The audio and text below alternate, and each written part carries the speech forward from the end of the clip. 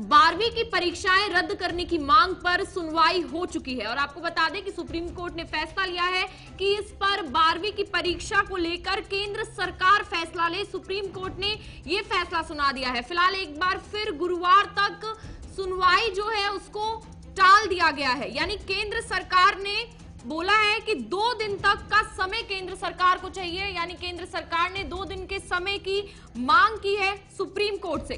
फिलहाल इस वक्त की बड़ी खबर आपको बता रहे हैं। हालांकि 12वीं की परीक्षाएं एक 12वीं के छात्र के लिए काफी महत्वपूर्ण होती हैं, क्योंकि इसी को लेकर एक 12वीं के छात्र का भविष्य इस पर टिका होता है। इसलिए जितना जल्दी हो सके 12वीं की परीक्षाओं को लेकर फैसला आ सकता है। फिलहाल इस वक्त की बड़ी खबर आप तक पहुंचा रहे हैं कि 12वीं की परीक्षाएं रद्द करने की मांग पर सुनवाई जो है वो हो गई है और अब सुप्रीम कोर्ट ने कहा है कि इसको लेकर केंद्र सरकार फैसला ले कि 12वीं की परीक्षाएं रद्द करनी चाहिए या होनी चाहिए, और अगर होनी चाहिए तो किस तरीके से 12वीं की परीक्षा हो सकती है। अगर परीक्षा ऑफलाइन तरीके से हो तो फिर उसमें क्या क्या, क्योंकि कोरोना को मद्देनजर रखते हुए परीक्षाएं होंगी, तो अगर कोरोना अभी तक जिस तरीके से देश में है तो उसको मद्देनजर रखते हुए किस तरीके से क्या क्या चीजों का पालन करना चाहिए उसको लेकर, उसको मद्देनजर रखते हुए देखा जाएगा। फिलहाल इस वक्त की बड़ी खबर आप तक पहुंचा रहे हैं कि एक बार फिर गुरुवार तक सुनवाई टल गई है और केंद्र सरकार का कहना है कि उन्हें 2 दिन का समय चाहिए फैसला लेने के लिए,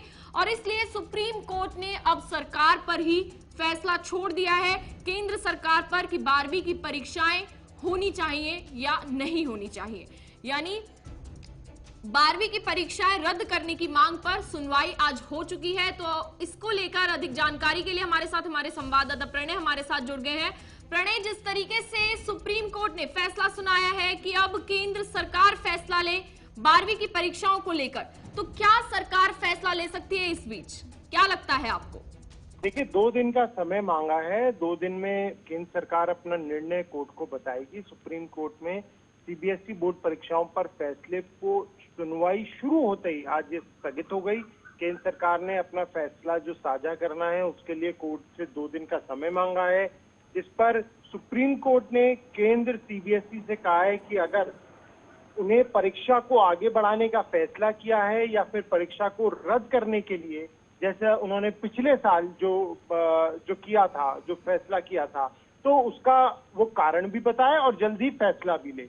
तो अब गुरुवार तक का समय दिया है। सुप्रीम कोर्ट ने 2 दिन का समय दे दिया है। केंद्र सरकार ने गुहार लगाई थी कि 2 दिन का उन्हें समय दिया जाए। तो फिलहाल 2 दिन का केंद्र और सीबीएसई को, दोनों को अपना जो उन्होंने फैसला लेना है उसे सामने रखना है, और ये भी कोर्ट की तरफ से कहा गया है कि आप एक निर्णय लें। अब समय जा रहा है और जल्दी से जल्दी एक निर्णय लें। अगर आप परीक्षा को आयोजित नहीं करना है, आपको पिछले साल के जो आपके फैसले आपको लग रहा है कि वो ठीक नहीं है, तो आप उनके कारण भी बताएं।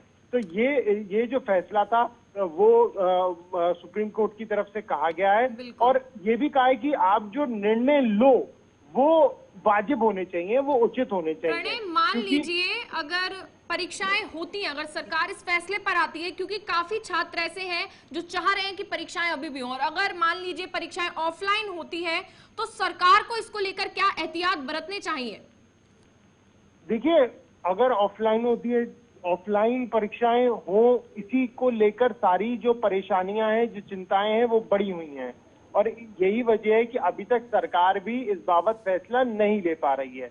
तो 2 दिन का समय देखते हैं कि कोर्ट के अंदर, चाहे वो सीबी